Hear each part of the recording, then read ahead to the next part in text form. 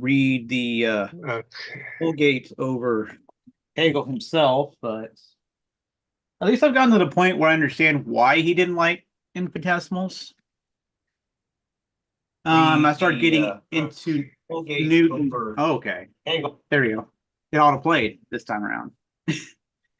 Where I got to, we were talking about Newton and flexions, and that's where I kind of got stopped.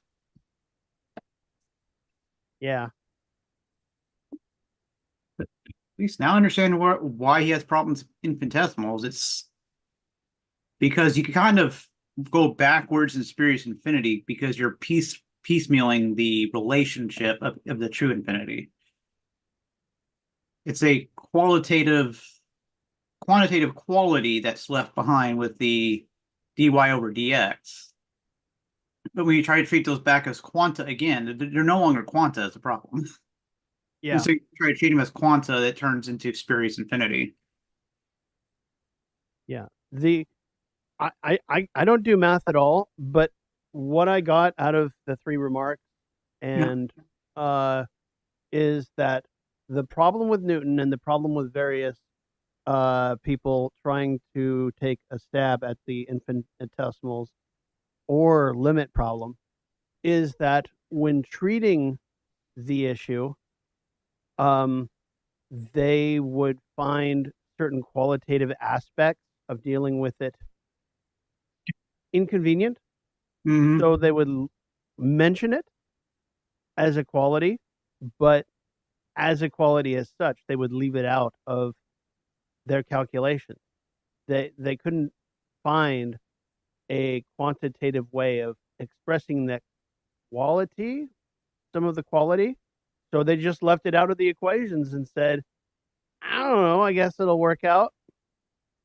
And that's the problem Hegel has, is that he's like, you've left out some of these determinations, but they're what define what we're looking at, and you leave it out, right? Mm-hmm. And that doesn't work, and that's why it doesn't work. And he talks about it, and it's interesting because at a certain point he says, look, because these people are well versed in observing nature and what nature is doing, they know the answer. They know what the result looks like from physical physics, dealing with eyes and ears and mouth and nose and all of those, taking in the sensations and being able to see what the result of those equations are. The problem is that instead of um, deriving a good quantitative method for representing them, it's an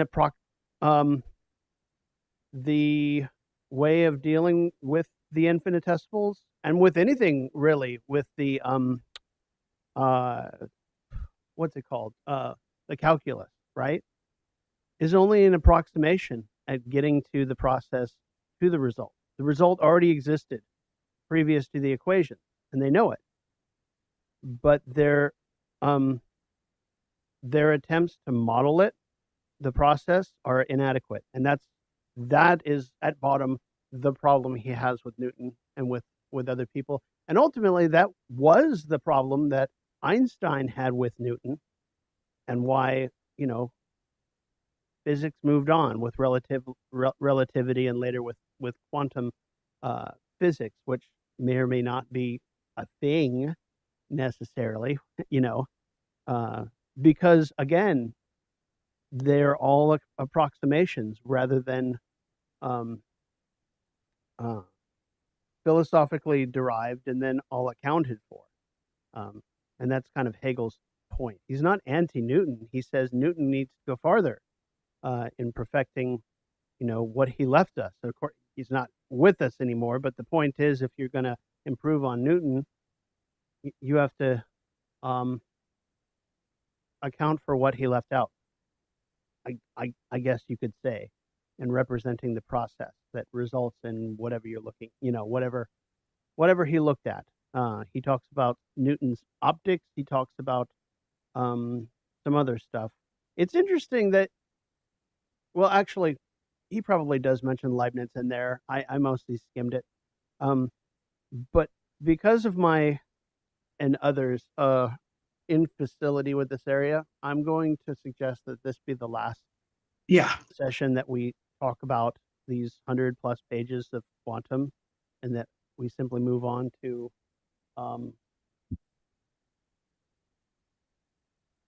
the next section, because the next section is the one that ends in measure, which, I mean, we kind of want to get to the end of the book.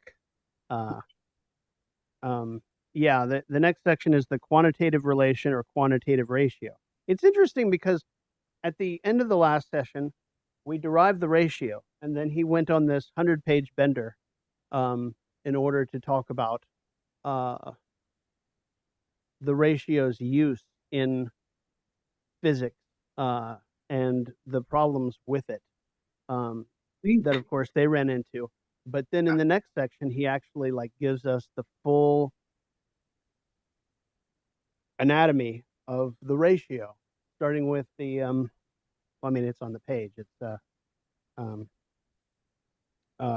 starting with the direct ratio, which is immediate, and then the indirect or inverse ratio, which is basically the negative of the first, and then finally the ratio of powers, which is the basically the final piece and fullness of the notion of the ratio. And then, of course, you find what measure is, which it. What does he say? In the ratio of powers, however, the unity which in its difference is self-related vindicates itself as a simple self-production of the quantum. This qualitative moment itself, when finally posited in a simple determination and is identical with the quantum, becomes measure. And if you ask me what that means, I have no idea. But we see the pattern of how the logic is proceeding. You have the immediate, and then you have the.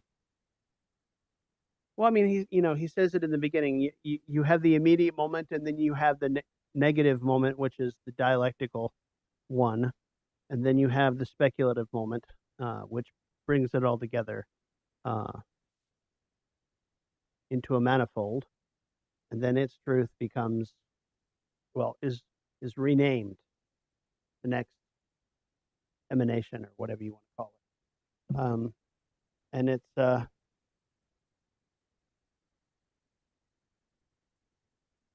I want to say it's a pretty good way to organize things, but not exactly like he planned to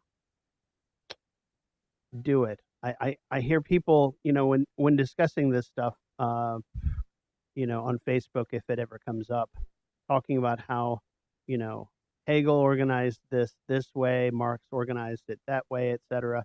And I'm like, no, the material organized itself that way. And they look at me like I'm crazy, and I'm like, read it, pick up the book and read it, and you'll see what he means.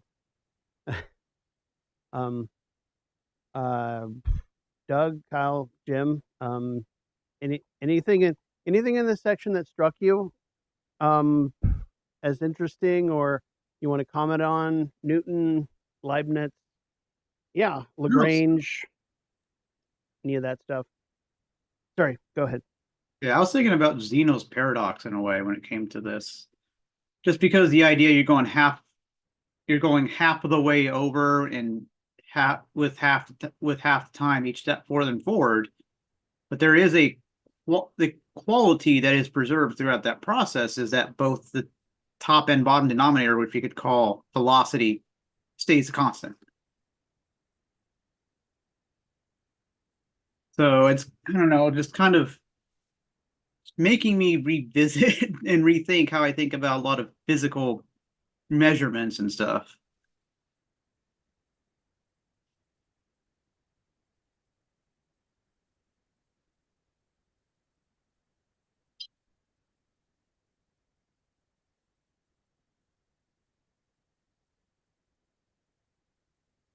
The thing I appreciate about his delving into this a little bit is that He's not telling you the right or the wrong way to do simple math or even complicated math.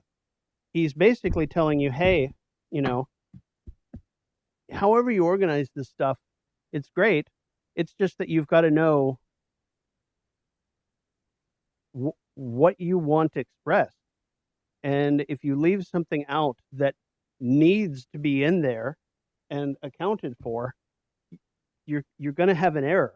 It's inevitable that you're going to run into an error, and it'll only be an approximation, and as such inadequate. So, yeah. I mean, I almost kind of say that's why at least some people in physics or in science community starting to realize, maybe we should take a look back at philosophy. I've said before, 100 years ago, that wouldn't not have been an issue for physicists because most of the great physicists were interested in philosophy and were pretty well versed in it. And Einstein was studied when working on scientific problems. Einstein would go back to read Hume and Kant, and he would read Kant, and he'd read Ernst Mach. That's what he did when he was working on the special theory of relativity, and even on the general theory of relativity. He was relying upon some of Mach's ideas. But the one thing I've noticed on Western physicists is that the only really notable Western physicist I think who had actually studied Hegel was David Bohm. Yeah. Yeah. Bohm had quite a bit to say about Hegel in the Engels. Actually listening to something about that today. Cool. In the case of the Soviet physicists, a lot of them were familiar with Hegel and obviously Engels as well. Hmm. And I have a Soviet era textbook on quantum mechanics, and in that book, the author spends a lot of time comparing like Niels Bohr's understanding of dialectics with Engels and Hegel.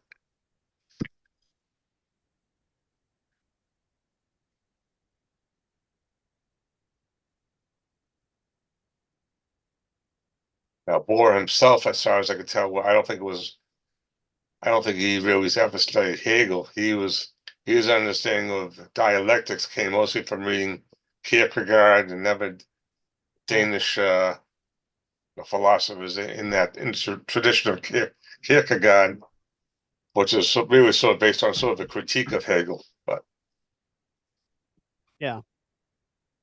Deals with some of the same material. I haven't read it, but it's pretty clear that I mean, hell, Heidegger also deals with Hegelian material. It turns. I I haven't read Heidegger, so what I'm about to say is a complete guess. But the way that he talks about Dasein, it's like he turns Dasein, which is a very um, underdetermined category, yeah, into a subject, which it's not. Oh, it's a subject for him. It's the German people. Yeah. It's Volkish philosophy. It's Nazism in thinking, in theory. Well, if you want a people that are basically indeterminate, uh, or minimally determinate, i.e., just there, then that's what you would do. You don't want a populace that reasons, knows how to use judgment, for one, knows how to No, he calculate. he wants a people that can think with blood, that can think authentically according to their race, and that will Right. annihilate those facets that prevent their authenticity. You can read Emmanuel Faye's book Heidegger, The Introduction of Nazism into Philosophy. I'm not saying anything controversial here, but Heidegger There's no people who try to make the distinction in Heidegger between his politics and his philosophy are wrongheaded at best and Nazis at worst, and he should be just rejected in toto. There's nothing of value in his thinking. The reason we have to deal with him is because he's so influential, just like Nietzsche. But Dasein in Heidegger is a racial and Volkisch category. It's fascism at the level of philosophy. Oh.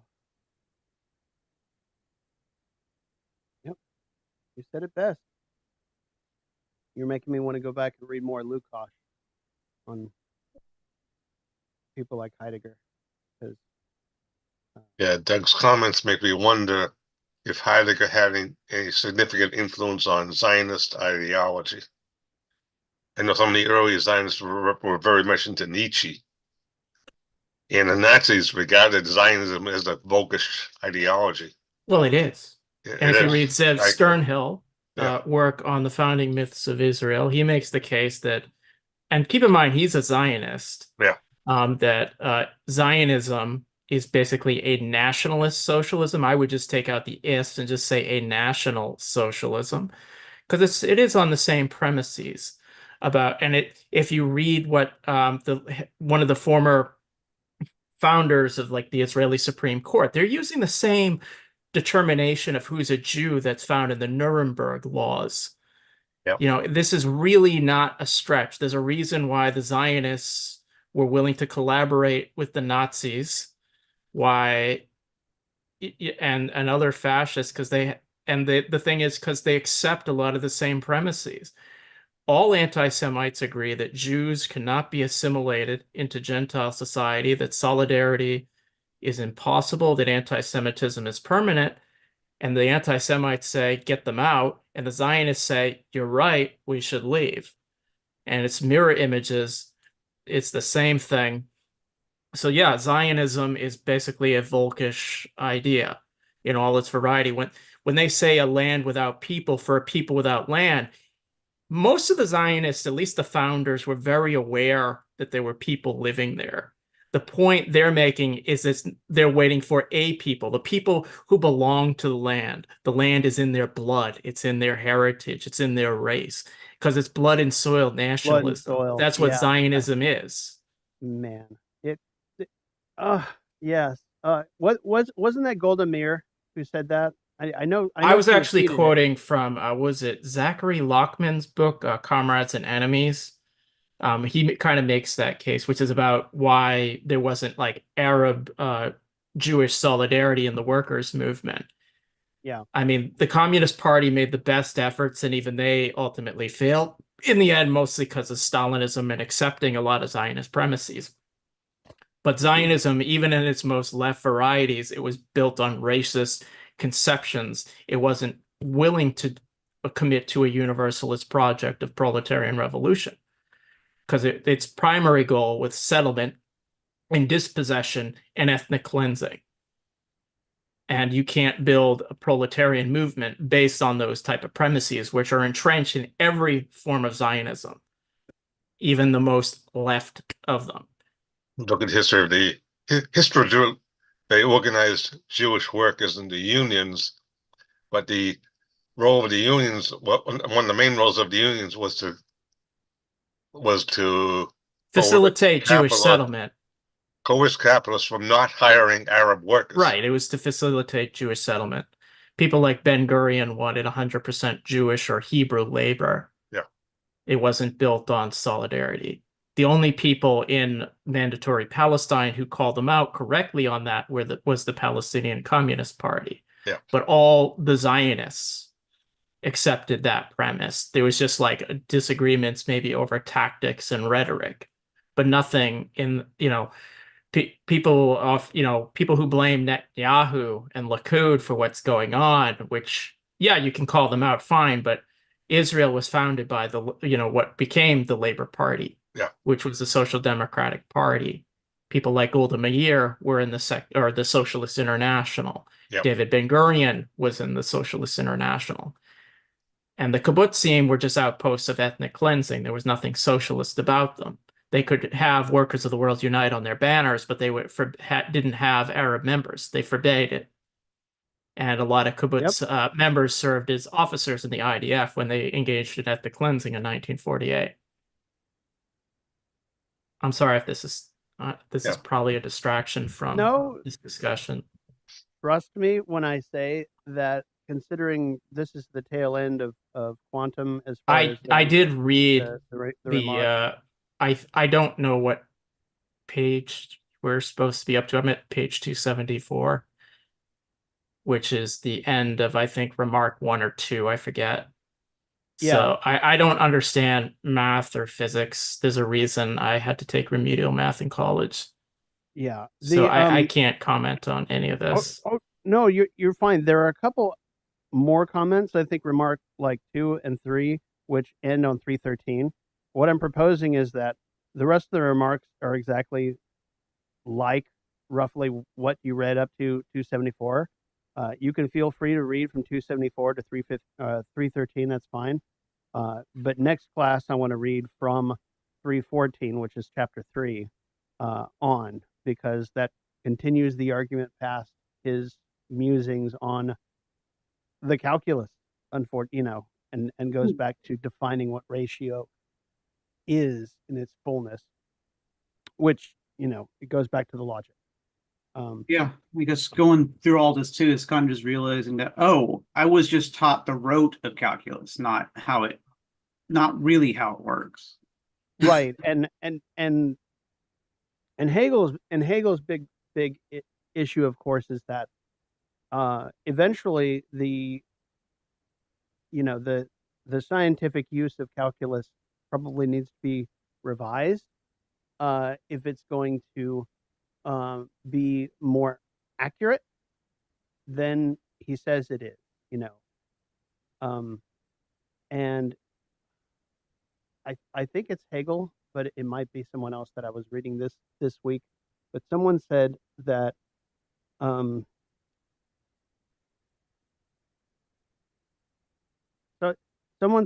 that Hegel worked with the material he had during his time. It was quite well informed, and I think the same thing can be said about Newton and others.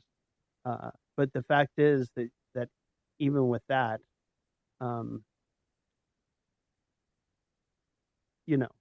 there's definitely room for improvements, and the nature of those improvements deal with what calculating that stuff is supposed to rely on. You leave any of those elements out that you can't quantify, but they're there, then you have a defect, which is, and it's at bottom, it's a problem with the interaction of quality and quantity, which, of course, we've covered quality, we're covering quantity, and we're coming up on the end of quantity. But as you can see, all of the problems that he finds in modern science has to do with the way scientists correctly or incorrectly relate these two categories in the material that they deal with. And if you leave something out of quantitative calculation, such that a certain quality is left out that you haven't turned into a way to calculate, I guess. I'm trying to picture this in my head, because Hegel loves to talk about this stuff, but you get into the logical sections and he doesn't always. Marx was great at providing examples of what he's talking about philosophically in Capital. I find Hegel much more schematic, especially in the upcoming sections where he's describing what ratio is and what its exponent is, its quotient, and how they consist in amount as well as a unit, or the unity of the unit and the amount, right?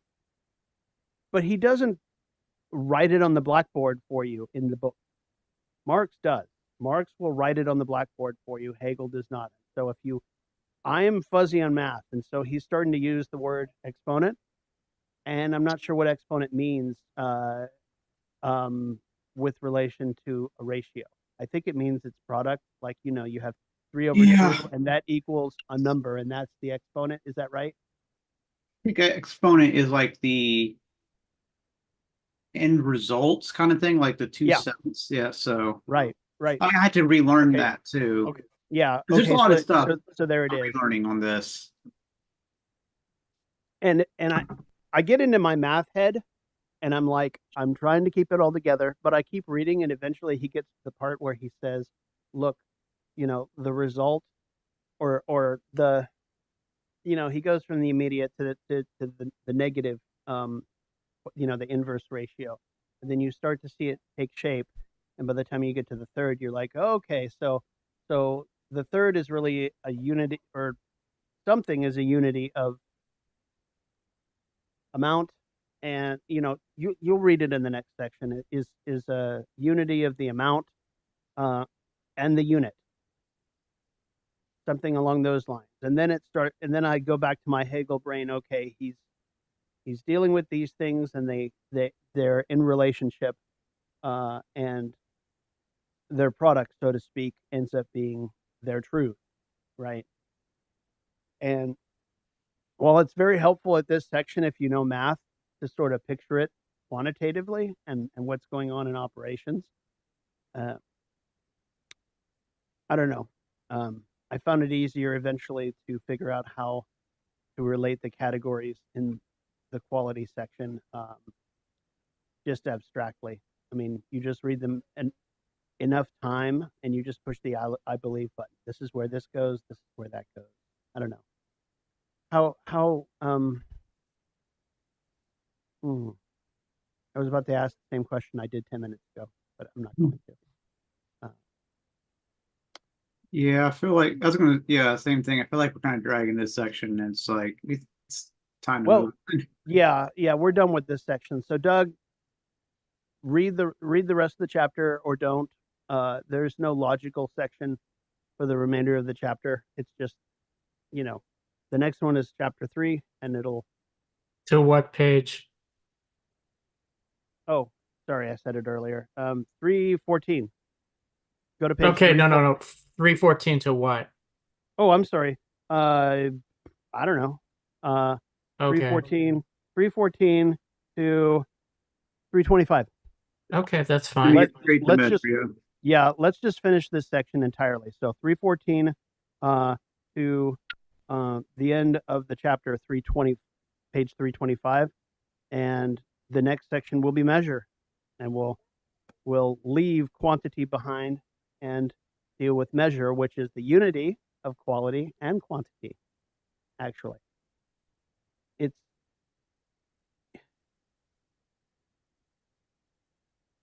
you can position it, I believe, in Hegel's system as the speculative moment of quality and quantity.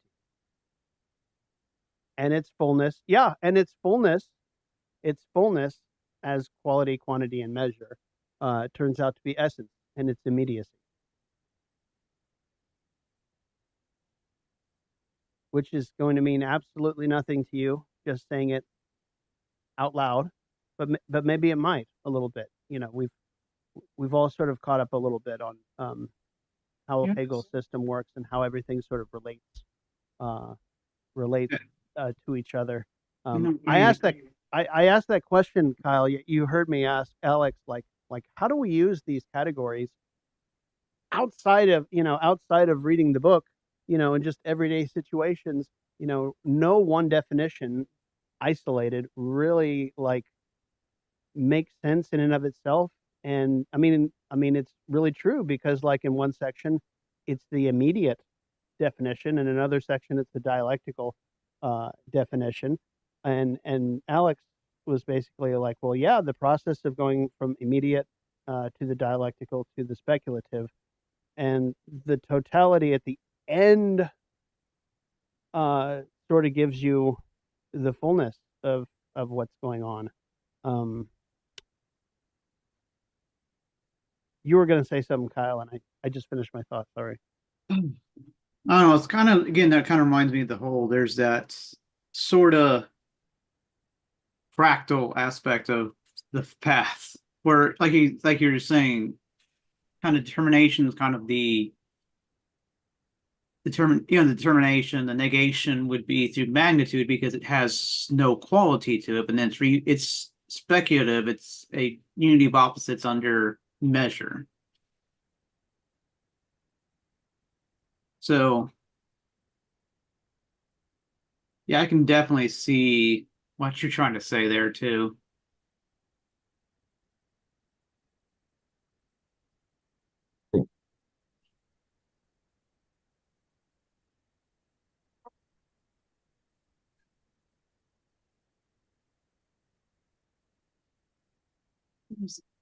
Magnitude, yeah, qualitative quantity.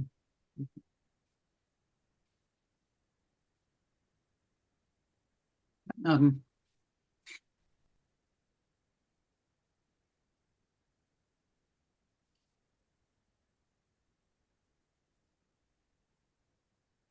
Sorry about that, child caregivers. yeah, Um, yeah. yeah, yeah. I'm, I'm very amused, Riley amused at Alex's sort of like he's learning how to teach this stuff even at this late date, as old as he is. He's still learning how to teach this stuff because he's like, oh yeah, we can get a little bit into the notion. And literally now he's revised it to, yeah, we're going to get to the end of essence and that'll be the end of the class, and we're lucky to get there. Yeah. We're lucky to get there. And don't wait too long for the next class because we'll have to start over again. Well, yeah, and that was my vote too. He was like, maybe we should like wait until the summer to start the next section. I was like, do you know how much you're going to have to review on being an essence? It's going to be insane. And Yeah. so I was like, no. Later in the spring, a couple weeks, we need to start the notion. Otherwise, everyone's going to forget everything, and none of it's going to make sense. I mean, I know I'm being pessimistic saying that, but we've lived through starting up Essence, and what did it take? Like 3 sessions just to start into the first chapter of Essence. My God, he had to go back through EL just to. Yeah, because people didn't get it, and it's not like people are not reading or paying attention. It's this stuff rusts fast.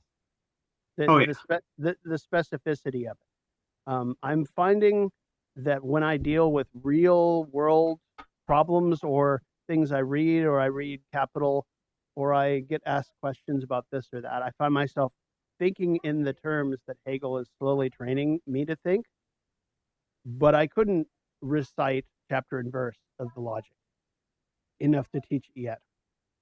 I could read it off the page, but it's not the same thing as I don't know, seeing it like in action, like applied. And even there, you're like, did I do that right? I'm not sure. It sounds right,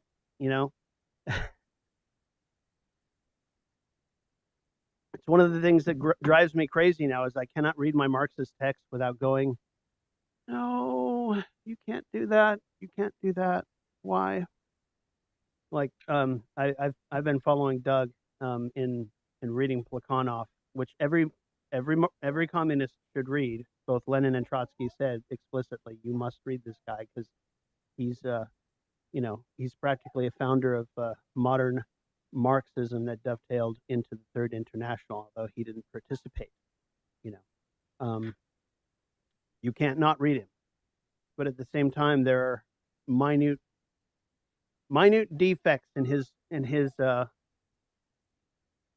methodology, which leads some Marxists I've found to say, "Yay, dialectics," but we're going to go with this antinomy and this antinomy because it's convenient rhetorically. And a lot of the categories to do with it, I'm talking about ideal versus material, or idealist versus materialist, right? There's a difference between those two sets of terms, but you start you start going into like approximation categories like vulgar or Marxist reasoning, or bourgeois versus Marxist reasoning, and the determination of what you're talking about gets more indeterminate. Like, it drives me crazy because you pick up Trotsky and he talks about vulgar this and vulgar that, and I sort of have to like either read between the lines or hope that he's going to give a better description, because some of the labels are not as rigorous as I'm so used to from the Hegel. Like, Hegel leaves nothing out. There's nothing outside of the determinations and the logic to which you can hearken without invalidating your argument, or at least begging the question, okay, why did you add that there, right? And so it's not like I wouldn't recommend Marx, Engels, Plekhanov, Lenin, Trotsky, Rosa Luxemburg. It's that when you read them after you've had this kind of training, you really see where their strengths and weaknesses were as a peer, right? You're slowly learning to write the way they did, which I find exciting, but also maddening, because you're like, well, I mean, anyway, I already said it. What do you think about that, Doug? Is it time for a split? What? No, nothing. Never mind. I'm sorry. He said Ilukhanov, right?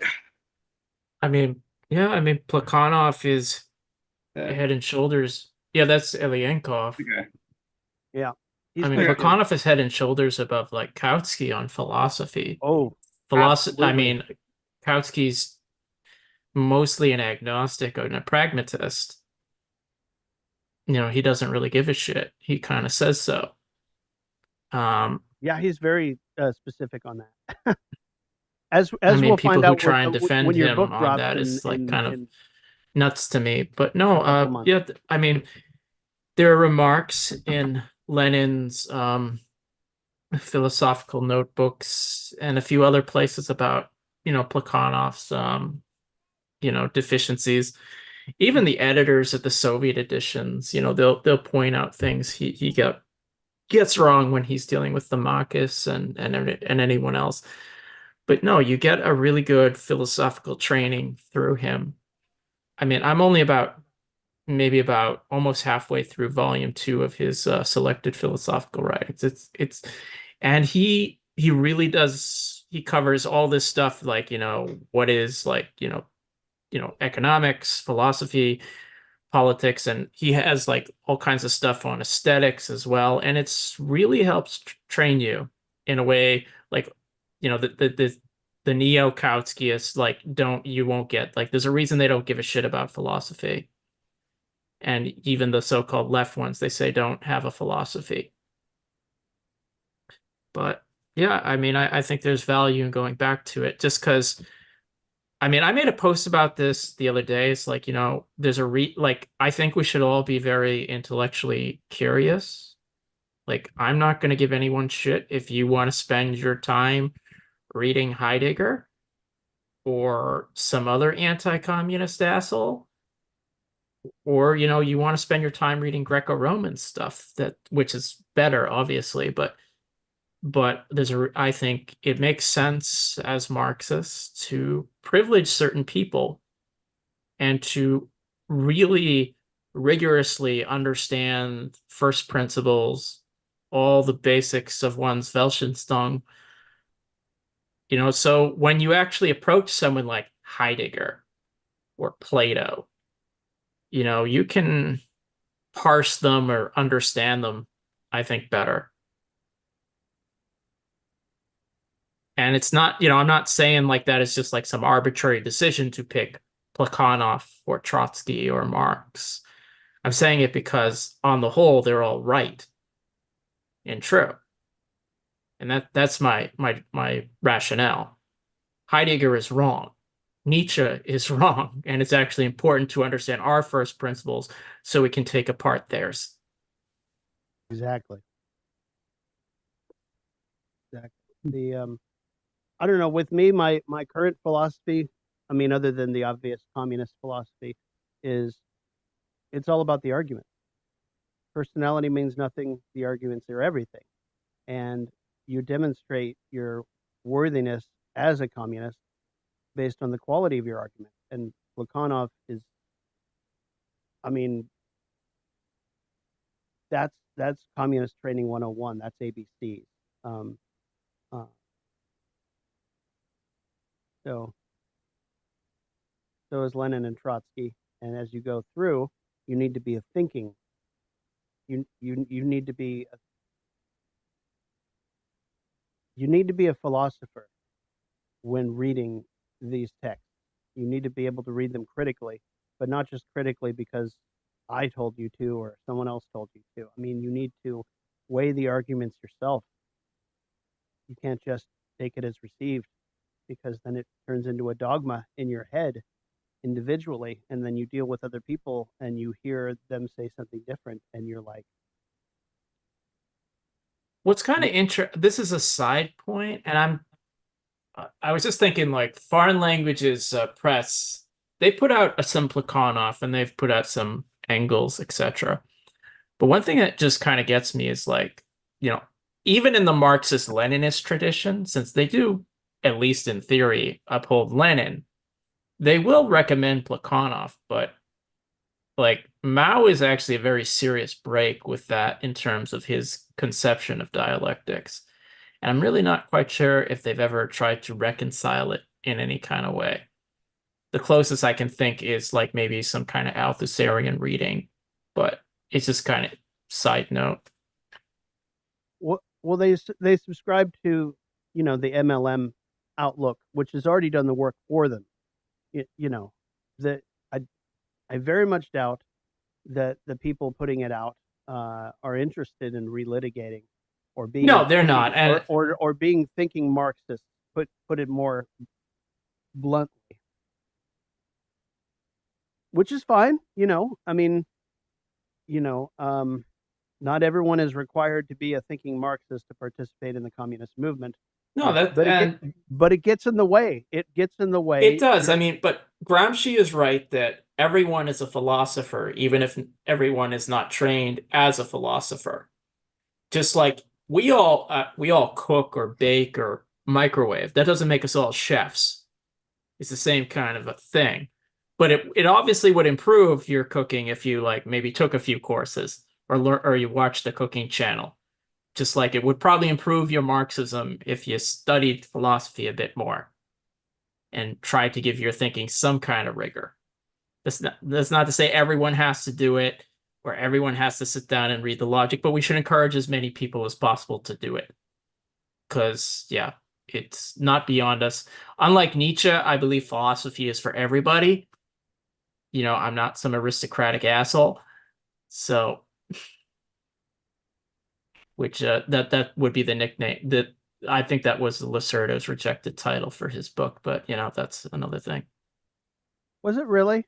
No, that's me making up shit. Okay. That's a very Nietzschean thing to say, just to make up shit. It would have been appropriate if he had.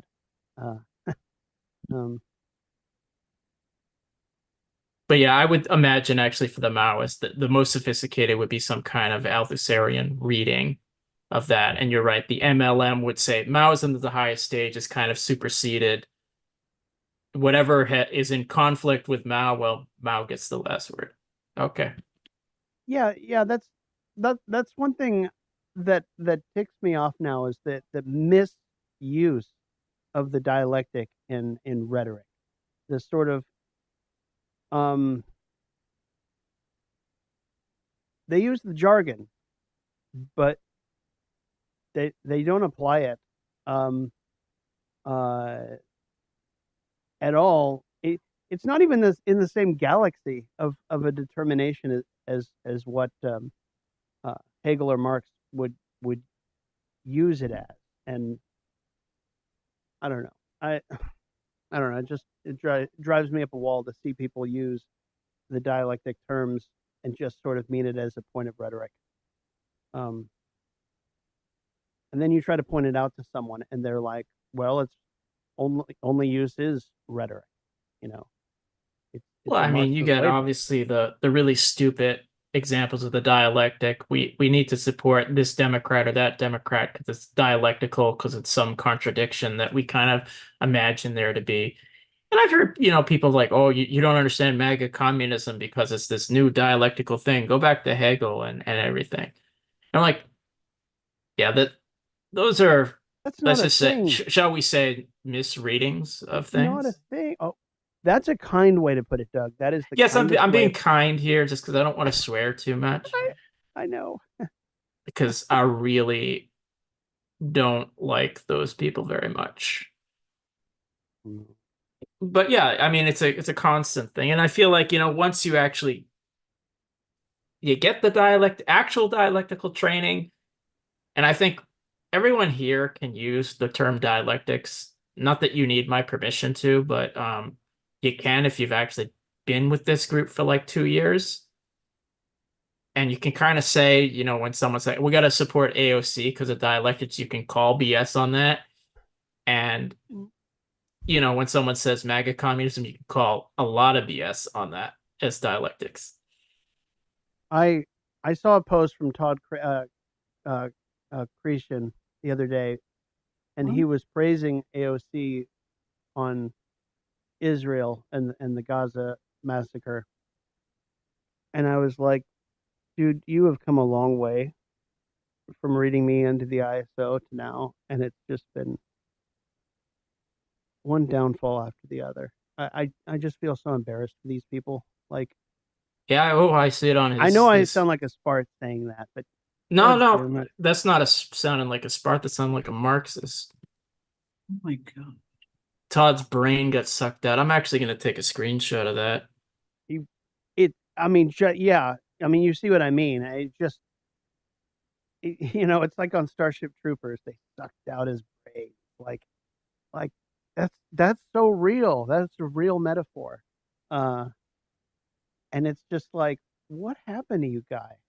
Like you wrote a commentary on State and Revolution, and now you're praising someone who voted to fund a state that's currently ethnically cleansing. That's well done, son. Yeah. All right, let's put him up. Oh, and we're live on YouTube, so everyone heard me say that and connect it with the name. He's a public figure. It's all right. I need to get used. For all I know, he's like a nice podcast now, so I need to get used. He's probably he might be like a nice. Actually, I have met him. He's actually a nice guy in person. A very nice guy. I like but him. He's horrible politically, and I'm not talking about his personality. I'm talking about his bad politics. No. And I mean, that's the point when it comes to our politics. Is politics comes first. And all else is a distant second. It sounds like a very lonely place to be, and I've sort of thought about that over the years. Like I've actually been told by a close comrade, no, this is not like a family. But it kind of is, but it kind of isn't. It's one of those in between states. Like I consider all three of you friends, in just the general sense of the term, and I don't back off from that because, just because of Trotsky comments on this as well. Even friendly relations don't trump, politics when dealing with political principle. I don't know. Everything's connected. I haven't really spoken to him, but they're like. Can I say that? It's yeah. You can look at the personal and the political as dialectical, and it is. Sure. And it should be treated that way. But, I think Trotsky has a good handle on making sure that principle has its due, as opposed to, oh, well, can't talk uncivilly, Trotsky didn't care about being civil, which is why I like him so much. Sure.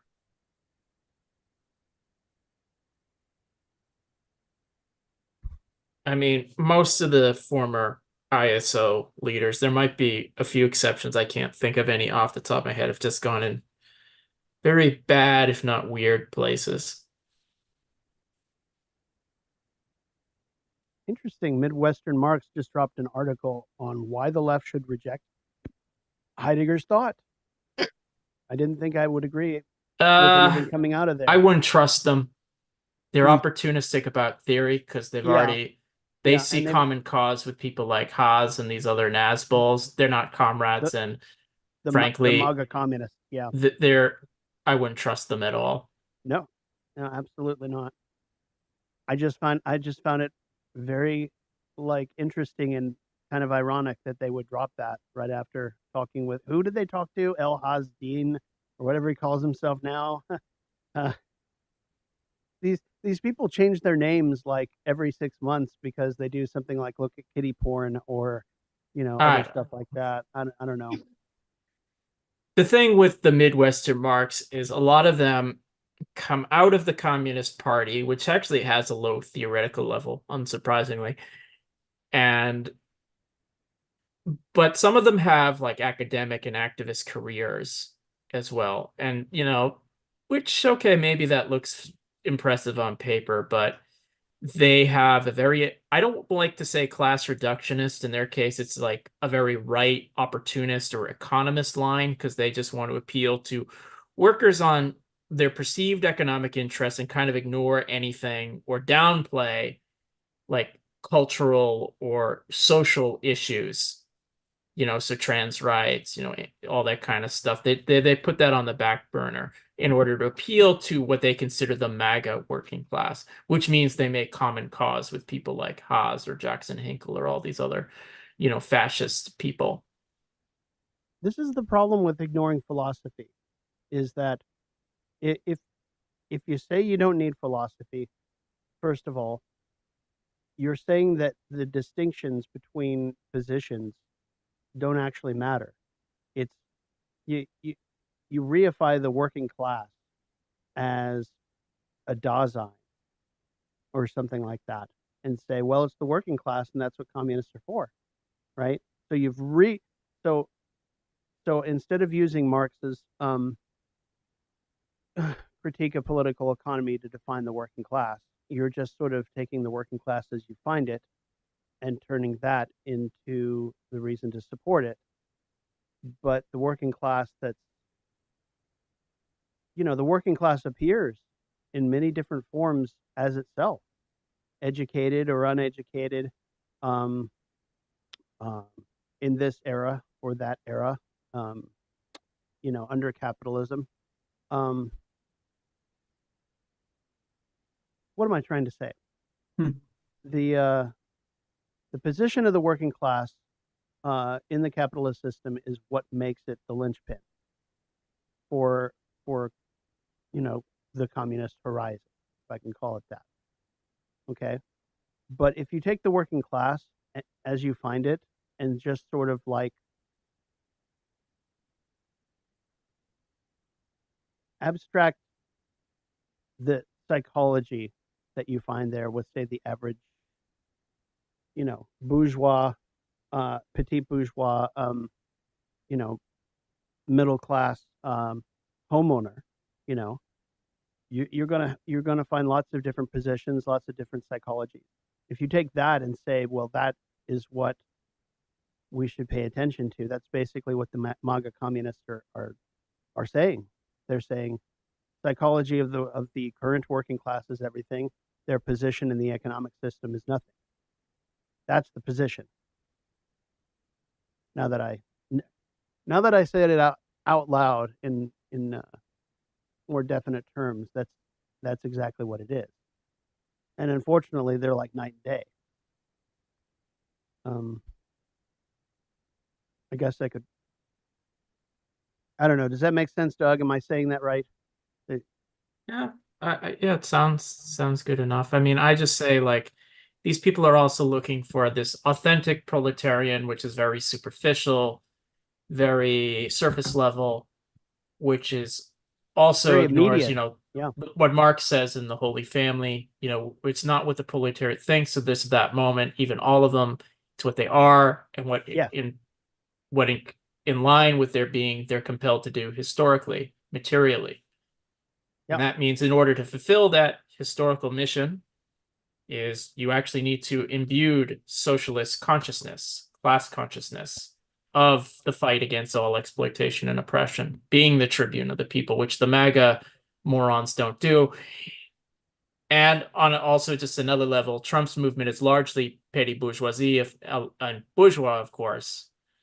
There certainly are obviously conservative workers and even conservative workers who support Trump. That's not an issue. But if you were to look at just like the people who stormed the Capitol, I think the workers made up like 10 or 15%, somewhere in that range.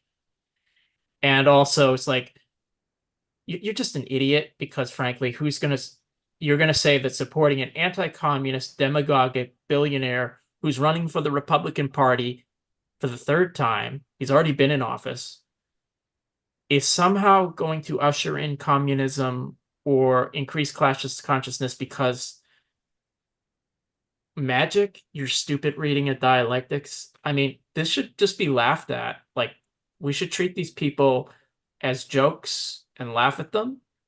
We can deconstruct their arguments, as I think people here have done, but they're idiots. Yeah. Laugh at them, but also call them out, which is what we're doing on our podcast. I think last week, Aaron hit the nail on the head of what you just said, Doug, which is that, you look at the makeup of the trucker rally in Canada, and you ask the question, who wasn't there? Most of the working people were running trucks. I mean, most of it's like, first of all, most of the truckers in Canada were vaccinated. These were like, Aaron said, these were all like, thank you, people who own trucks. So they're like some kind of petty bourgeois. They're all supported by like these far right, NGOs, foundations, or whatever they're called. And you know what? It's just reactionary. You saw like people like the Spartacus League saying we have to support them. Like, no, we don't. I'm not going to support people waving Nazi flags. I'm not Ashley Smith. I don't see the reason to do that. Bring a little bit of history in Chile under Allende. There was a trucker strike against Allende. And it was basically the same kind of truckers, people who owned their own trucks. Those are the people who were protesting Allende. Yeah. In right-wing truckers movements are not a new phenomenon. No, they're not. They've appeared in different countries at different times, but it's the same. But they all have the same social base.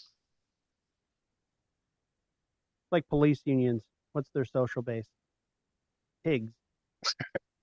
Can I say that on an open YouTube channel? Oh shit. Oh well.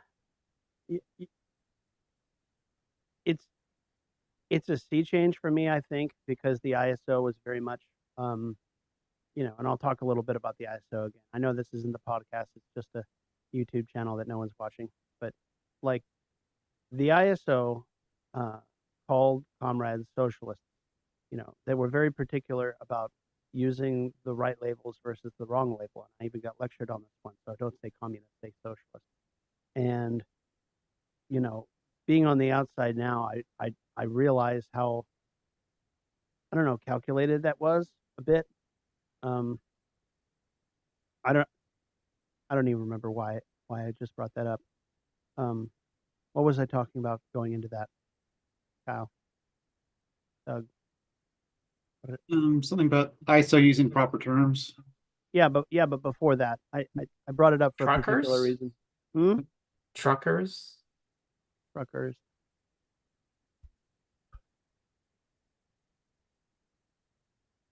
I mean, oh yeah.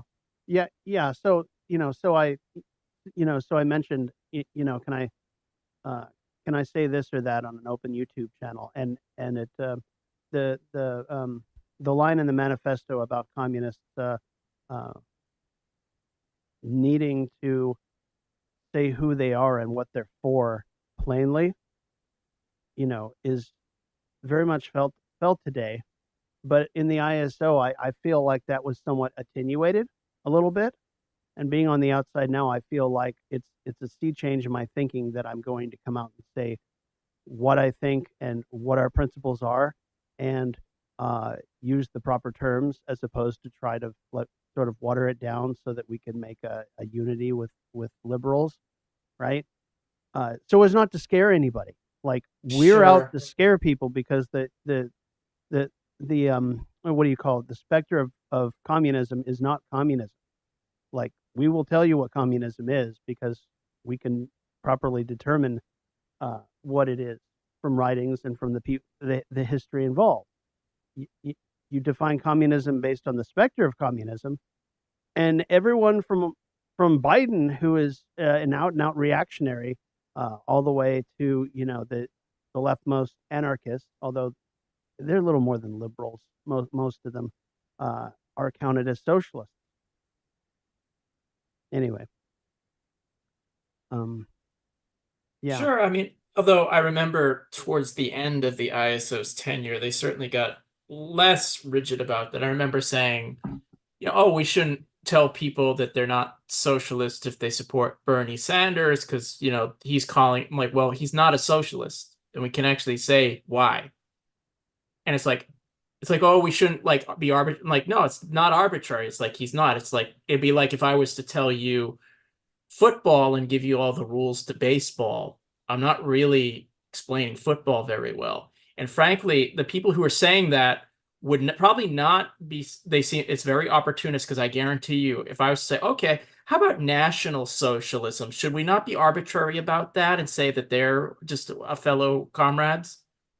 Like, really, I know it sounds maybe a little mean, but it's not. It's like the people they want to opportunistically welcome these people and say and just confuse them and confuse these ideas.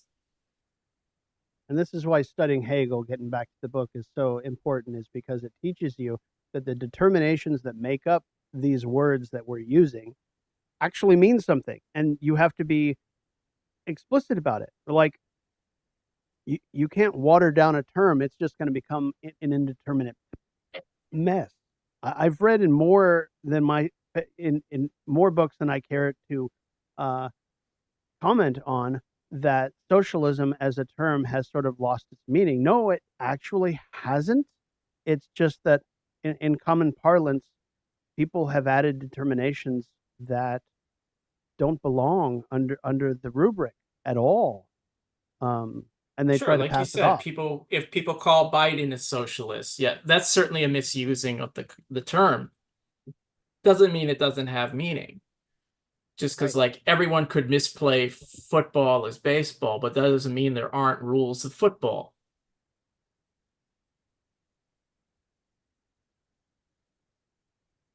And just getting back to, I mean, what Aaron Jaffe and those folks talk about when they say philosophy should be secondary. At the end of the day, when you're building your movement, you're going to have, whether you like philosophy or not, you're going to be building it for yourself, where you disdained to study it first. And, it's going to be a grab bag of whatever comes along that you have to deal with in the immediate. Some of it's going to be reactionary, some of it's going to be revolutionary. How can you tell which one's which? Sure. How will you be able to determine that judgment? I mean, well, without philosophy, without first principles, you aren't. You're just yeah, going to be making I mean, guesses. Jaffe and all the people Moffats who of wrote in truth. response to Harrison and Landon are struggleists. They seem to think it's more radical to say struggle this, struggle that. And I'm certainly we want to struggle, but we want to struggle for the right things. We want to know why we're struggling. We want to have a goal and we want to understand how to reach that. And you do actually need to learn how to think. You need, as the Trotsky article said, but also if you want revolution bad enough, you have to be willing to be scientific about it, which means you need philosophy, you need theory, and that theory and needs to guide your organization. It needs to guide your militants. Otherwise, you're going to be led adrift. Are you going to just struggle for anything or everything? How do you know what the right struggle is or the wrong struggle? How do you know the conditions where you can win or not? that at its very basis is going to require philosophic thinking. It requires a rational worldview, intelligible cause and effect, all of that rooted in the radical Enlightenment, Marxism, Hegel, all of it. And that's why Harrison and Landon are 100% correct. They wrote the best philosophy article, I think, of this century. And century is only 24 years old, but maybe it'll be topped, who knows? But they did it. They laid out the basics of why we need it, why we need these first principles, why we need an understanding of human nature, why we need reason, speculative reason in its true sense, metaphysics in its original sense, in its true sense, so that when all of it leads, it's not just for its own sake, it's not just some intellectual masturbation, it's ultimately so that we can, the study of Hegel, the study of Spinoza, the study of Marx gets you to your storming of the Winter Palace, so that you can get there. Because we are, in a sense, we do want to struggle, but we want to make sure we're struggling for that, not the hodgepodge these people are going to be doing, which I guarantee you, all of them will end up back in the Democratic Party within the next year.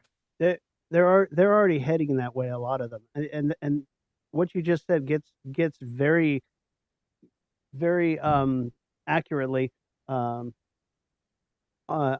the dialectic of theory and struggle. If you go into struggle hoping to find your principles, leaving theory to afterwards, you're just sort of spontaneously taking the field with, you could be, you could have the wrong weapons. What am I trying to say? The dialectic of theory and practice is that theory and practice are the same thing, though they're differentiated. So if you go into struggle without a good theory, you're going to be all over the place. And if you go to write a book and you haven't struggled, then you're basically given a book report on past history that you may or may not understand. Most likely you won't understand it, not having actually experienced some of it, or at least talked to people who have. This is why theory and practice are dialectical. They're not, first consideration, second consideration. They're one and the same. And I don't think that's well understood on most of the left, that you have to have that in tandem and be able to structure it in your program and, in your movement properly. I think this is one of those lessons that needs to be taught. I don't know. Okay, it's 9:15, and we have exhausted any discussion on quantity for today. So I'm going to, like I said, just for next time, we're going to go with the final chapter in quantity, which is from, what did I say? Page 314 to page 325. And with that, we'll finish the second part of the doctrine of being, which is quantity. And then after we discuss that, the time after that, we'll start in on measure. And it's actually not that long, and then we can get into essence and such. But we are moving on. We're going to make it. All right. Everyone have a good night. Great to see you, comrades, and talk about communism. Love you all. Take care. Thanks. Right. All right.